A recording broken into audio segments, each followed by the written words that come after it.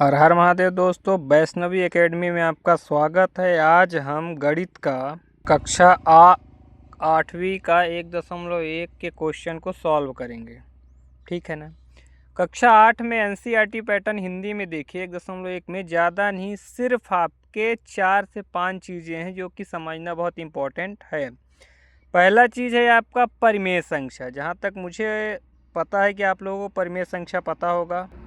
परिमेय संख्या कहते हैं किसको है, थोड़ा सा अपन इसको डिस्कस करते हैं। परिमेय संख्या, परिमेय संख्या का मतलब होता है दोस्तों शॉर्ट ट्रिक में कि जो संख्याएं P/Q के रूप में लिखी जाए, मतलब ऐसी संख्या जिन्हें P/Q के रूप में यानी अंश बटे हर के रूप में लिखा जा सके। पर इसकी कुछ कंडीशन भी है दोस्तों कि जो Q है, Q = नॉट 0। मतलब जैसे कि मान लीजिए P बराबर मैं सोच लेता हूँ 5 और Q बराबर सोच लेता हूँ 8, 5/8 हो गया। पर Q की जगह मैं 0 नहीं रख सकता हूँ। ठीक है ना। एक ट्रिक और है। पहला है कि P/Q के रूप में लिख दे अपन। दूसरा चीज़ है कि Q का मान 0 नहीं होना चाहिए। तीसरा है कि इनका HCF 1 आना चाहिए। ठीक है, इतना समझ में आया।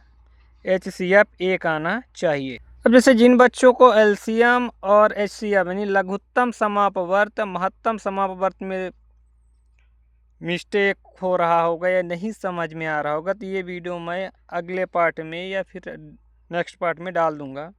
पर आज जिस मुद्दे पे अपन चर्चा करें उस पर समझते हैं। पहला चीज़ आपको परिमेय संख्या मैंने बता दिया है। दूसरा आपका है क्रम विनेयता। क्रम विनेयता का मतलब क्या होता है दोस्तों, इसका नियम समझते हैं। A/B बराबर B/A दोनों सेम चीज़ है। कहने का मतलब ये उदाहरण से समझिए आप कि 5 का गुणा आप 4 में करते हैं या 4 का गुणा आप 5 में करते हैं तो दोनों का मान आपको सेम आएगा। देखिए, ठीक है। इसे क्या बोलते हैं दोस्तों, क्रम विनिमयता। ठीक है। अब अगला अपन समझते हैं क्या दोस्तों, दूसरा जो है तो क्या है दोस्तों, गुणात्मक तत्सम। इसका मतलब क्या होता है दोस्तों, इसका मतलब यह होता है दोस्तों कि किसी संख्या में 1 का गुणा करने पे संख्या स्वयं बनी रहे। कहने का मतलब यदि 5 का गुणा 1 में कर रहे हो या 1 का गुणा 5 में कर रहे हो तो संख्या सेम बनी है आपकी। ये क्या चीज़ है आपका, गुणात्मक तत्सम। ठीक है। जैसे कि देखिए पहले ही क्वेश्चन में आपका दिया है, यहाँ पे यदि इसको सॉल्व करोगे तो -4/5 आएगा, यहाँ पे भी -4/5 आएगा। क्यों? क्योंकि एक ऋणात्मक संख्या दूसरी धनात्मक संख्या के साथ गुणा करती है तो चिन्ह ऋण ही आता है। उदाहरण के तौर पे समझते हैं इसको थोड़ा सा। जैसे मान लीजिए यहाँ पे 3/4 है गुणते 2 है। ठीक है ना। यहाँ पे -2 गुणते 3/4 है तो 3 दूना 6 होगा दोस्तों। पर चिन्ह माइनस का क्यों आ गया, क्योंकि पॉजिटिव संख्या निगेटिव है, यानी कुछ नहीं लिखा है, मतलब ये धनात्मक संख्या है। ठीक है। जैसे यहाँ पे 3 दूना 6 -6/4 आएगा, यहाँ पे भी -6/4 आएगा। ठीक है दोस्तों। अब करते हैं अगला क्वेश्चन सॉल्व। अब आपका तीसरा नंबर है दोस्तों गुणात्मक प्रतिलोम।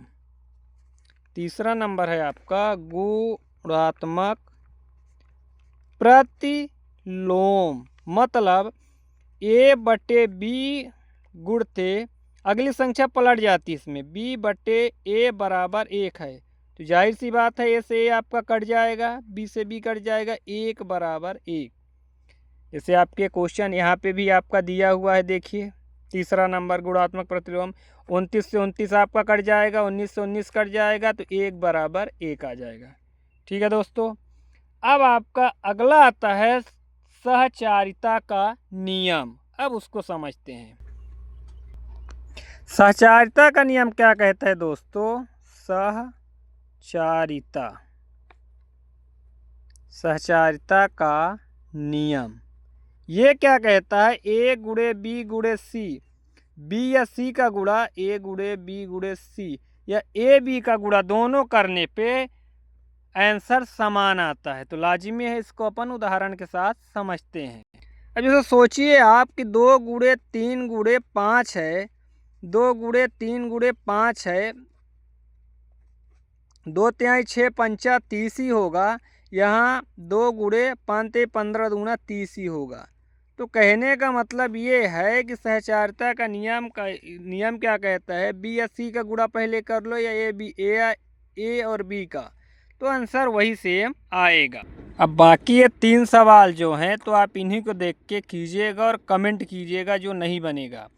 ये वीडियो आपको यूट्यूब पर मिल जाएगा, जिस चैनल का नाम है वैष्णवी एकेडमी। ठीक है दोस्तों, धन्यवाद।